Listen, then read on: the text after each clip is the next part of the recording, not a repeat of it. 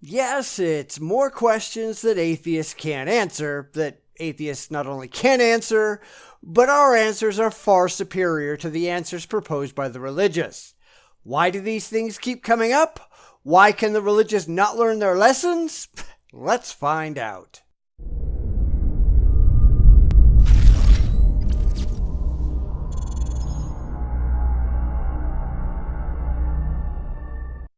Today, I've got a video by a channel called Christian Apologist, which granted is hardly an original name, but what do you expect?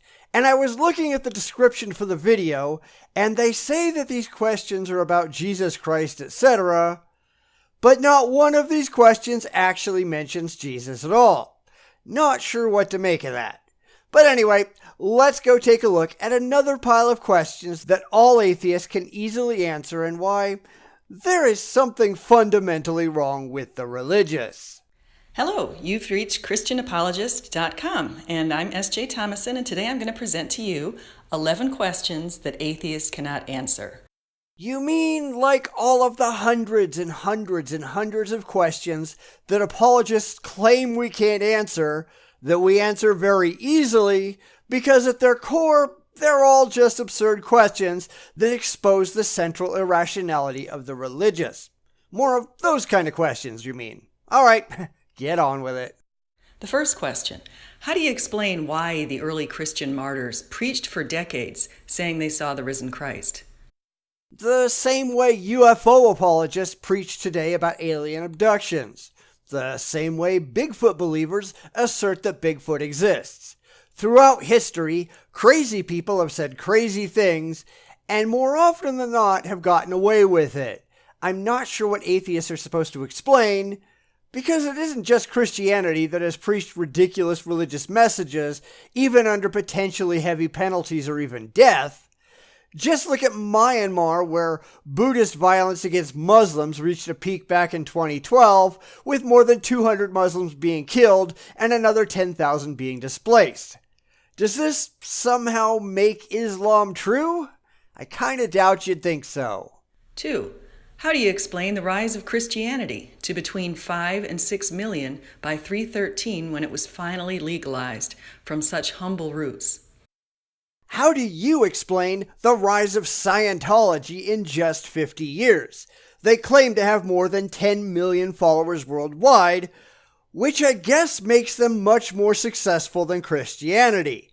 But really, this is just a fallacious appeal to popularity, as though being popular somehow makes one's message true.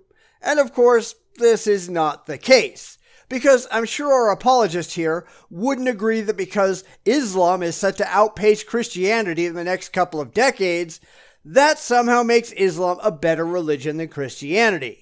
Why the religious never think about things like this, I will never understand. 3. What powered inflation of the universe? A positive energy false vacuum, as proposed by Alan Guth in 1979, that's the most likely source that we have so far, but there is still a lot of debate. The real answer is that we don't know for sure yet, but not knowing doesn't grant you a license to just make something up, as the religious are notorious for doing. You don't get to arbitrarily insert your imaginary friend into the equation because you really want it to be true. You need evidence. Too bad you have none. 4. Why are humans spiritual? They're not. That doesn't mean they can't be, but I'm not, just like a lot of people that I know. Besides, what does spiritual even mean? It doesn't have a coherent definition. It's just an empty label that a lot of people slap on those with an emotional attachment to incoherent vagaries that can't be measured or quantified. Like I said, it's not a universal thing by any means, hence the question itself is meaningless. 5. Where did consciousness come from? The brain. We have no evidence that consciousness comes from or even can come from anything else.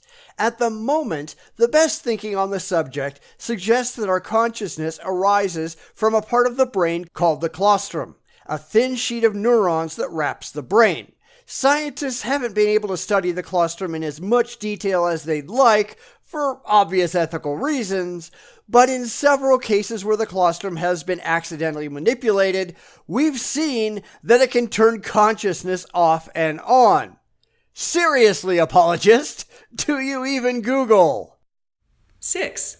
How do you explain what some have called our sixth sense? It's a claim that we have some sort of extrasensory perception. It's never been demonstrated in a lab setting. Of course, the whole idea that we only have 5 senses is absurd. We have at least 5 others that have been discovered since the time of Aristotle. We can sense pain and temperature, we can detect balance and body position, and we seem to be able to detect, at least on a subconscious level, directionality, meaning we can detect to some small degree magnetism, which tells us which direction we're pointing. If there is some so-called sixth sense, there's no reason to think it is anything but natural, just like everything else. 7. How did the Earth overcome what MIT and Stanford physicists call statistically miraculous odds to have habitable conditions? It didn't. Because if you're taking a single data point, that being the Earth, and calculating the odds that your single example becomes exactly what would be needed for one specific form of life to arise on, of course the odds are going to be huge. This is the whole basis for religious fine-tuning arguments. But those are inherently fallacious, because there's a whole wide universe out there with trillions and trillions and trillions of planets, all of which have their own chemical and biological laboratories under which some form of life could arise. We only have experience with our own, and the human view tends to be very anthropocentric. It's the old puddle and hole problem, where the puddle assumes that the hole was made exactly for it because it fits so well, instead of recognizing that the puddle itself conforms to the hole. We're here because the conditions for our form of life existed here. If it hadn't, we wouldn't be here to ask these silly questions. 8.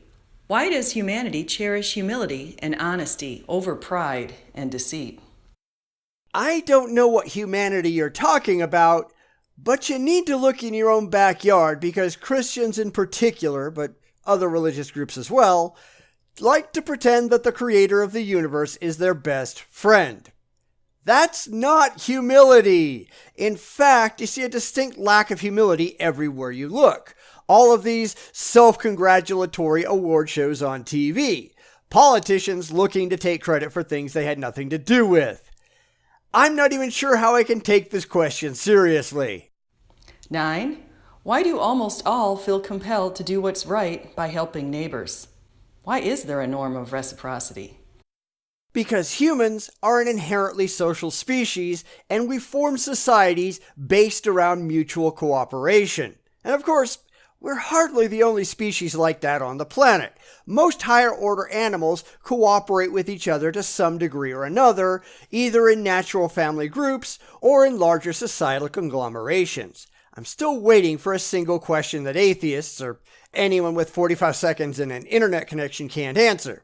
You have to do better than this. 10. What is our greater purpose? There isn't one. In fact, only an immature child expects that there will be. We exist. We're born, we live, and we die. Anything beyond that is something that we ourselves have to come up with. If you're expecting to be assigned some kind of purpose from on high, there's something wrong with you. That's begging to be a slave. If you want to be a slave, I don't know what else to tell you. You need to grow up, deal with reality, and decide what you want to do with the only life you demonstrably have. It's really too bad that you're wasting yours. And 11. Why is there evil in the world? There isn't. At least not objective evil, because there's no such thing. There can be things that we as humans decide to call evil, but that's only evil because we've labeled it as such. It all comes down to perspective. If you don't like it, you call it evil. I may or may not agree with you. I might call something else evil, and you may or may not agree with me. I might, and let's be honest, probably would, call your religion evil because it is, at least in my subjective view. So the question of why there is evil in the world, it's really a bad question to start with. It shows that you don't really understand the basic concepts that you're dealing with. Thank you very much. This is ChristianApologist.com. Goodbye. And really, I think that's a core problem of all of these so-called questions that atheists can't answer videos. We're dealing with people who have no real grasp on the world we live in because they're so buried in religious dogmatism and emotional wishful thinking, they can't imagine that these questions might be answerable outside of the religious sphere of irrationality.